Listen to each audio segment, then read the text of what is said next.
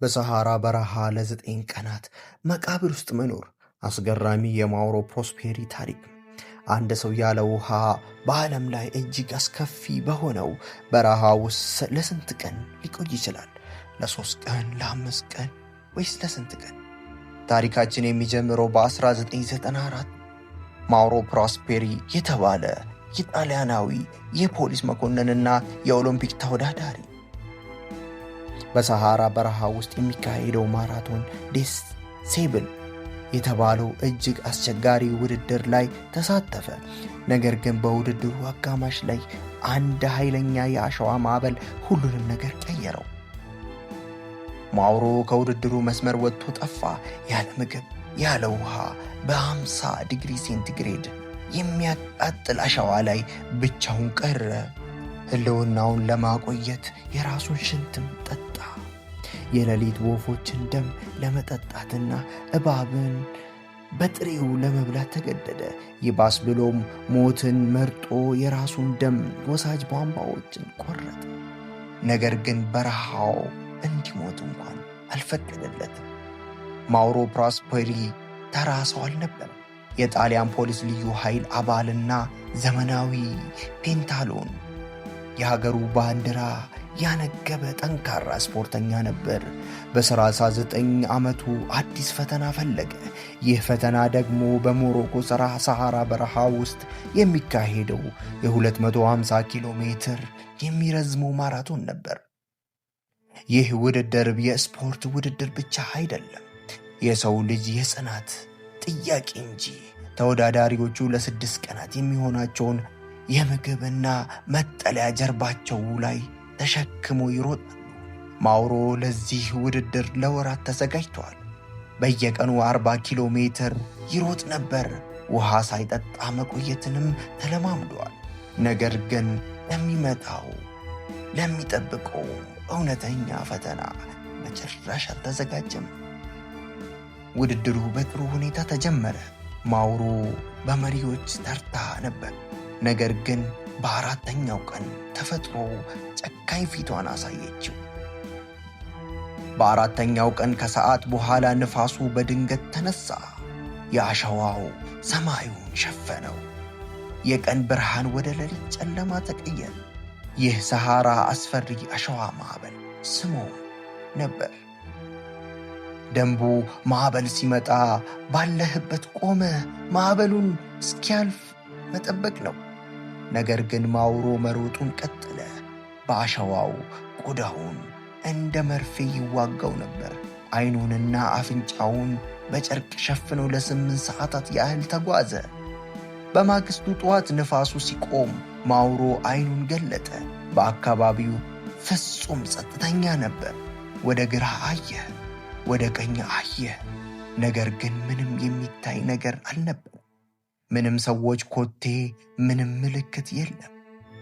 የሰሃራ ሙሉ በሙሉ ገጽታዋን ቀይራለች። ማውሮ ብቻውን ቀርቷል። በ1994 ስማርትፎኖች ወይም ጂፒኤስ መከታታዮች አልነበሩም። ማውሮ ኮምፓስ ነበረው። ነገር ግን በአካባቢው በነበረው ማዕድናት ምክንያት ኮምፓሱ ትክክለኛ አቅጣጫ አያሳይም ነበር። የሚጠጣው ውሃ አልቆበታል። በአካባቢው ካለው ሙቀት የተነሳ ሰውነቱ በፍጥነት ውሃ ማጣት ዲሃይድሬሽን ጀመረ። ከ2 ቀናት ፍለጋ በኋላ ማውሮ በአሸዋው መሃል አንዲት ትንሽ ሕንፃ አየ። ይህቺ ሕንፃ መራቡት የምትባል አንድ ቅዱስ ሰው መቃብር የነበረች የተተወች ስፍራ ነበረች። ውስጥ ሲገባ ጥላ አገኘ። ይህ መጠለያ ከፀሐይ ብርሃን አዳነው። ነገር ግን ትልቁ ፈተና ውሃ ነበር። ማውሮ ሽንት ቱቦው ውስጥ የሚወጣውን ሽንት በባዶ ጠርሙስ ውስጥ መሰብሰብ ጀመረ። ይህንንም ሽንት ለ5 ቀናት ያህል ጠጣው።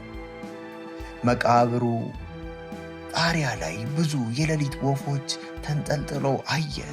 ሕይወቱን ለማቆየት ሲል የሌሊት ወፎችን እየያዘ ጭንቅላታቸውን መቁረጥ፣ ደማቸውን መጠጣት ጀመረ።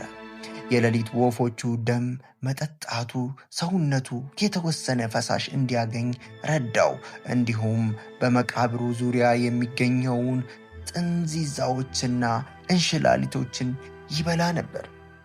በስድስተኛው ቀን በሰማይ ላይ አንድ ሄሊኮፕተር ሲበር አየ። ማውሮ በፍጥነት ወደ ውጭ ወጥቶ በሕንፃው ጣሪያ ላይ የጣሊያንን ባንዲራ አውለበለበ። ነገር ግን ሄሊኮፕተሩ አላየውም፣ አልፎት ሄደ። ከጥቂት ሰዓታት በኋላ ሌላ አውሮፕላን መጣ። ማውሮ በዚህን ጊዜ እሳት አንድዶ መልእክት ለማስጠት ሞከረ። ነገር ግን ማዕበሉ እሳቱን አጠፋው። አውሮፕላኑም ሳይመለከተው ሄደ። ይህ ቅጽበት የማውሮ ተስፋ ሙሉ በሙሉ ያጨለመበት ነበር። ማውሮ ምንም ሊያድነው እንደማይችል አመነ። እዚያው በረሃ ውስጥ ተሰቃይቶ መሞት፣ የራሱን ሕይወት በክብር ለመጨረስ ወሰነ። ሌላው ምክንያት ደግሞ እሱ በረሃ ውስጥ ጠፍቶ ከሞተ አስክሬኑ እስካልተገኘ ድረስ ባለቤቱና ልጆቹ የፖሊስ ጡረታ አበል ማግኘት አይችሉም ነበር።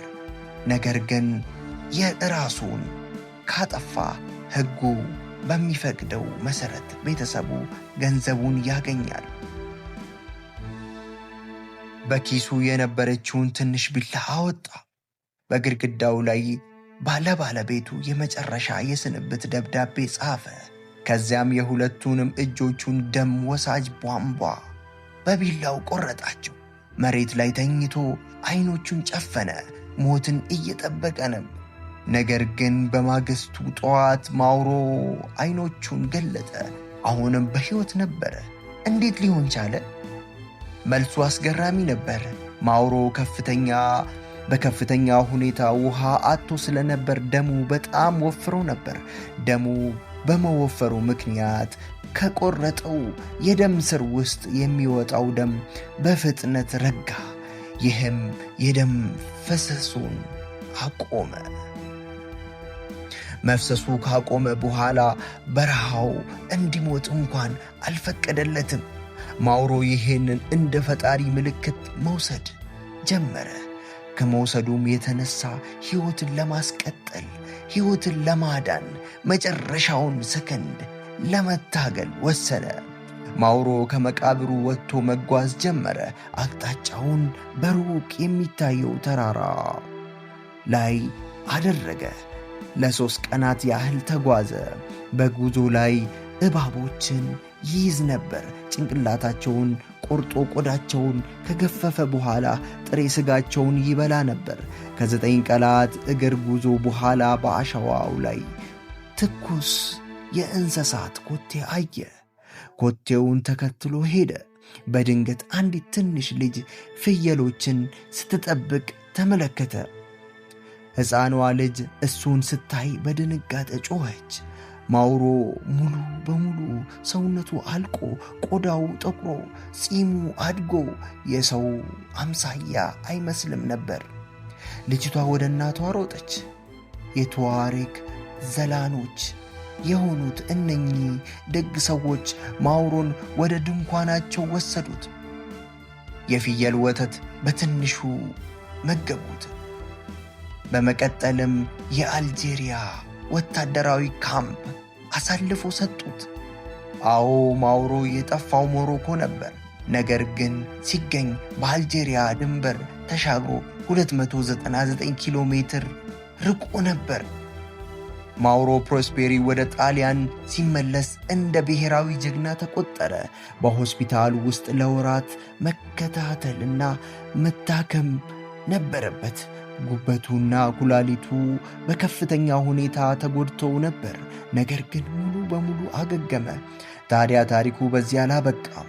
ከጥቂት ዓመታት በኋላ ማውሮ ምን አደረገ መሰላችሁ? ወደ ሰሐራ በረሃ ተመልሶ በዚያው ባጠፋው ውድድር ማራቶን ዴስ ሴብሌስ ላይ እንደገና ተሳተፈ። በረሃውን መፍራት አልፈለገም። መፍራቱንም አላስተናገደም። ይልቁንም አሸንፎ መውጣት ፈለገ። በማውሮ ታሪክ የሚያስተምረን ነገር ቢኖር የሰው ልጅ አእምሮና የጽናት ኃይል ከማንኛውም የተፈጥሮ ፈተና በላይ ጠንካራ መሆኑን ነው። ተስፋ በመቁረጥ ሰዓትን እንኳን በውስጣችን ያለው ትንሽ የህይወት ብልጭታ ተአምር መፍጠር ትችላለች። ይህንን ቪዲዮ ከወደዳችሁ ላይክ ማድረጋችሁን እንዳትረሱ። ለቻናላችን አዲስ ከሆናችሁ ደግሞ ሰብስክራይብ በማድረግ ቤተሰብ ይሁኑ። የሚቀጥለው ቪዲዮ እስከምንገናኝ ሰላም።